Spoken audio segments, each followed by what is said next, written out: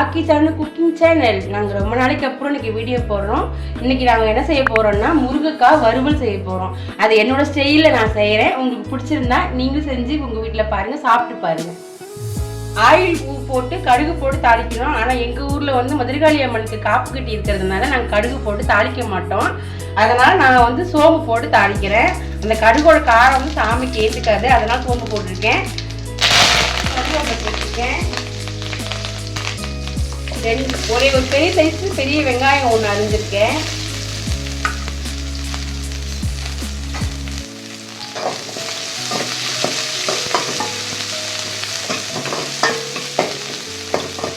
உங்களுக்கு கடுகும் போட்டுக்கலாம், இல்லை கடுகு வேண்டாம் நாங்கள் சோம்பை போட்டுக்கிறோம்னாலும் ஓகே.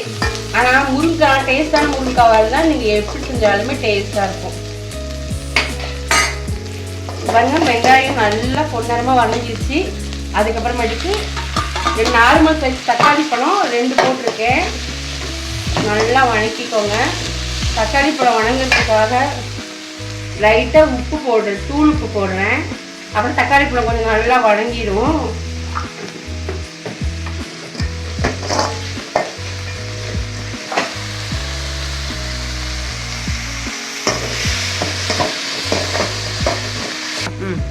இந்த வணங்கினதுக்கு அப்புறம் இதுல கொஞ்சம் கொத்தமல்லி தழை வந்து நல்லா பொடிசா நறுக்கி நல்லா கழுவிட்டு போட்டு இதுல வந்து நல்லா மிக்ஸ் பண்ணிக்கோங்க, கிண்டி விட்டுக்கோங்க.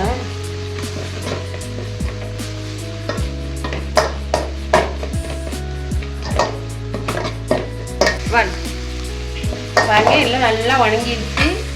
முருங்கைக்காவை வந்து நல்லா கட் பண்ணி அரைச்சி வச்சிருக்கேன். அதை இதோட சேர்த்துக்கிறேன்.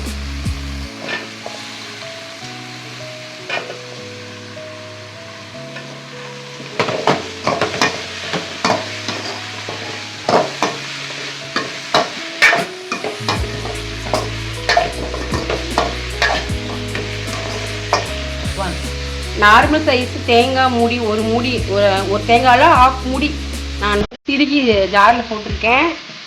இதில் வந்து கொஞ்சம் லைட்டாக நம்ம வந்து சோம்பு கலந்துக்கலாம். இதை கொஞ்சமாக சோம்பு போட்டுக்கோங்க. போதும். கொஞ்சமாக தண்ணி ஊற்றிக்கோங்க. தண்ணி ஊற்றிட்டு கொஞ்சம் வேகமாக வைங்க. கொஞ்சம் நேரம் இந்த முறுக்கு கொஞ்சம் நல்லா வெந்து ஒரு பச்சை வாழை அடிச்சிச்சுன்னா டேஸ்ட்டு நம்ம நினச்ச மாதிரி வராது. கொஞ்சம் நேரம் அப்படியே வேகட்டும். நான் வந்து மூடி வச்சிருக்கேன்.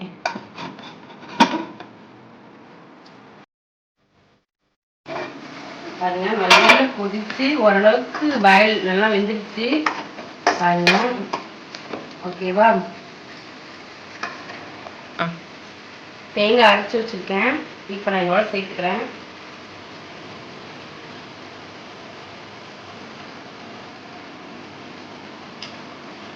ஊற்றிக்கிறேன். இப்போ தேங்காய் ஊற்றி நல்லா கொதிச்சுட்டு இருக்குது. ரொம்ப கெட்டியமாகவும் இல்லை, ரொம்ப தண்ணியாட்டமும் இல்லை. உங்களுக்கு கொஞ்சம் தண்ணியாட்டம் இருக்கணும் சாப்பிடும் அப்படிதான் பிடிக்கும்னா தண்ணி ஊற்றிக்கணும் நிறையா. இல்லை எங்களுக்கு கொஞ்சம் கிரேவி மாதிரி தான் ஓகேனா கிரேவி மாதிரி வச்சுக்கலாம். நான் கொஞ்சோண்டு மஞ்சத்தூள் போடுறேன். ஒரு 1/4 டீஸ்பூன் மஞ்சத்தூள் போட்டுக்கோங்க.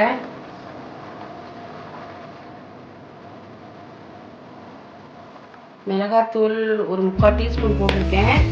காரம் உங்களுக்கு எவ்வளோ தேவையோ அதை பார்த்துட்டு போட்டுக்கோங்க. 1 மடங்கு மிளகாத்தூள்னா 2 மடங்கு மல்லித்தூள் போடுங்க. அப்போ கொஞ்சம் நல்லாயிருக்கும் டேஸ்ட்டு. அதே மாதிரி 1/2 ஸ்பூன் பக்கம் நான் மல்லித்தூள் போட்டிருக்கேன்.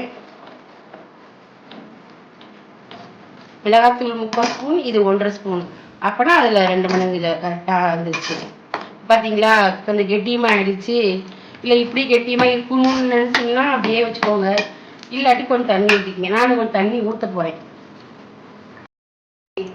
தண்ணி நான் கலந்துக்கிறேன். ஏன்னா கொதிக்கணும்னு கொஞ்சம் நேரம் வேகணும், அதனால் தண்ணி நான் கலந்துருக்கேன். நீங்களும் பார்த்துட்டு இப்போ கலந்துக்குங்க. இந்த சால்ட்டு நான் வந்து வெங்காயம் தக்காளி வணங்கும் போது போட்டதோட இருக்கேன். நான் சால்ட் போடலை, இப்போ தான் போட போகிறேன். நான் கொஞ்சமாக போட்டுக்கிறேன். ஏன்னா வெங்காயம் தக்காளியில் இருக்க சால்ட் வேறு இருக்கும்.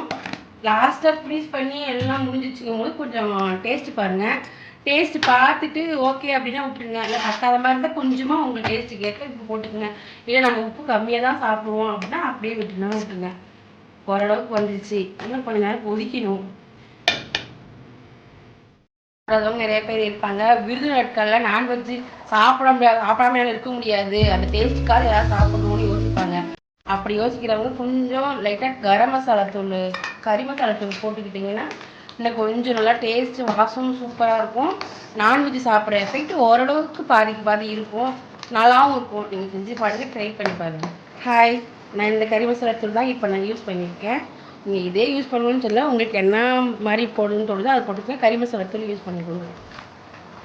நல்லா கொதிச்சு வந்துச்சு, டேஸ்ட் பார்க்கலாம். உப்பு, காரம், டேஸ்ட்டு, வாசம் எல்லாமே செம்மையாக இருக்குது. நீங்களும் ட்ரை பண்ணி பாருங்கள். கொஞ்சம் நேரம் இதை நான் மூடி வைக்கிறேன், அப்படியே சிம்லேயே கொஞ்சம் நேரம் வேகட்டும். பாருங்க, கொஞ்ச நேரம் சிம்மில் வேக விட்டு வச்சுட்டு போயிருந்தோம். அது நல்லா வெந்துருச்சு. ஓரளவுக்கு நமக்கு தேவையான டேஸ்ட் வந்துருச்சு. முருங்கைக்காவும் பாருங்க நல்லா வெந்துருச்சு. இனிமேட்டுக்கும் நீங்கள் சாப்பிடலாம். பாருங்க, முருங்கைக்காய் நல்லா வெந்துருச்சு. முருங்கைக்காய் வறுவல் ரெடி.